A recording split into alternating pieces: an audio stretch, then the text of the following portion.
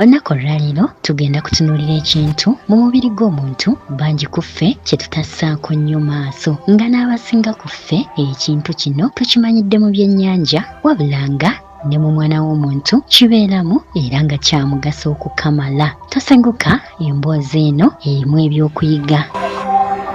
Kye tuli mu kwogerako olunaku olwaleero kye kitundu ekimanyiddwa nga akalulwe. Akalulwe kano kalina emigaso egiwerako naye ng'olunaku olwaleero essira tugenda kusinga kulisimba ku migaso ebiri.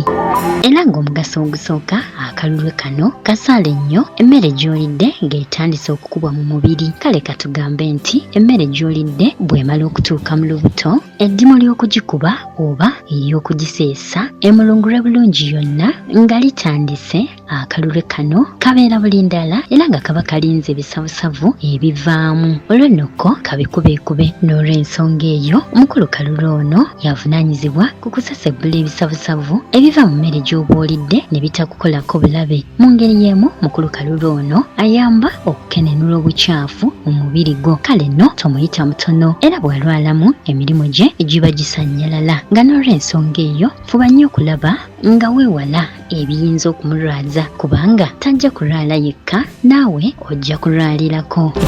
Kaakati omuntu akola atya okulaba ng'ayambako mukulu kalulwe ono asobole okusigala ng'ali ku jjute oba asobole okusigala ng'akola kinnawadda era ng'alina embavu?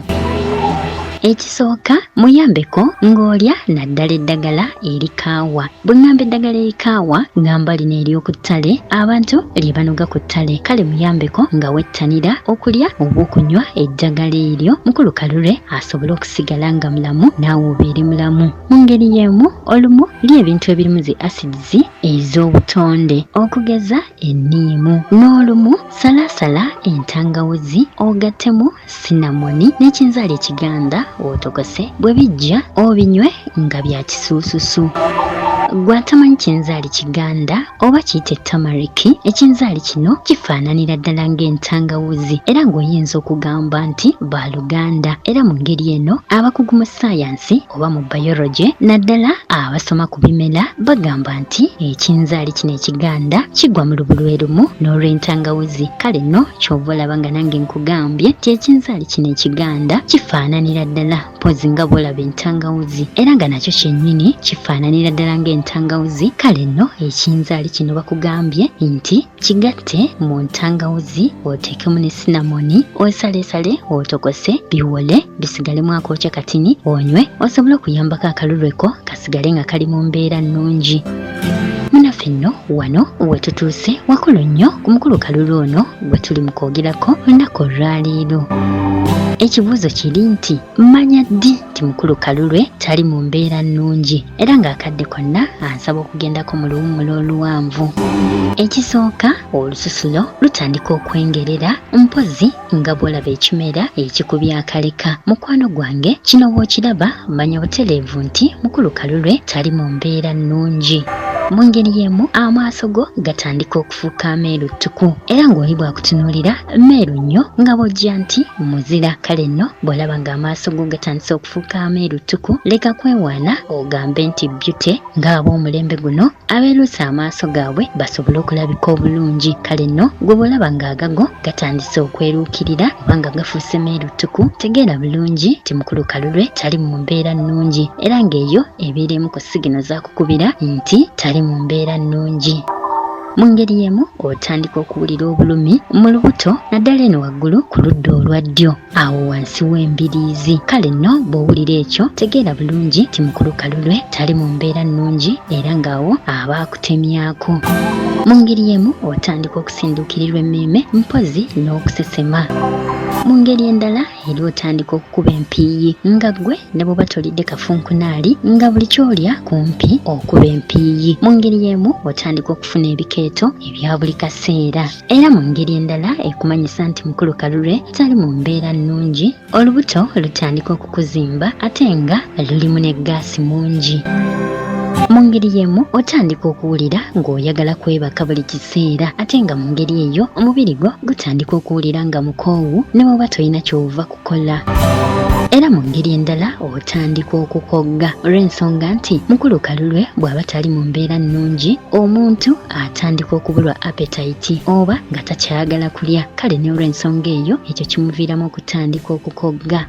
Mu ngeri y'emu omusulo gw'ofuka gubeera mukwafu nnyo nga bw'ogutunuulira ng'oyinza okugamba nti wataddeko amajaani mangi ddala. Kale ebyo byonna bw'obiraba tegeera bulungi ti mukulu kalulwe ali mu kukuwa sigino titali mu mbeera nnungi, era bw'obiraba ebyo osaana omwanguyire nga tonnaba kufuna buzibu nga naye tannaba kufuna buzibu. Okutaasa mukulu kalulwe obutagenda mu mbeera zino ez'obulwadde, tolya nnyo mmere ensiike. Mu ngeri y'emu tolya nnyo nnyama naddala ensava, era nga singa obadde olya nnyo ennyama ddira ennyama eyo gy'oba olya ogisikiza ebyennyanja. Kale nno bw'oba obadde muli wa nnyama mu kifo ky'okulya ennyama lyamu ebyennyanja osobole okukuuma mukulu kalulwe nga mulamu. Mu ngeri y'emu nywa nnyo amazzi kubanga mu ntandikwa twagambye nti mukulu kalulwe akola nnyo eddimu ery'okujja obukyafu mu mubiri, ate jjukira amazzi gano gayambako nago okukenenula obukyafu mu mubiri. Kale nno fuba nnyo okunywa amazzi osobole okuyambako mukulu kalulwe okubeera mu mbeera ennungi. Singa mukulu kalulwe amala n'anafuwa oba n'alwala ogenda kufuna endwadde z'ekibumba okugeza ekirwadde ekimanyiddwa nga hepatitis B. Mu ngeri y'emu otandika okufuna amayinja mu lubuto. Kale nno ebyo bya bulabe ddala nga n'olw'ensonga eyo fuba nnyo okukuuma mukulu kalulwe oyo nga bwe tukugambye abeere nga mulamu naawe osobole okubeera omulamu.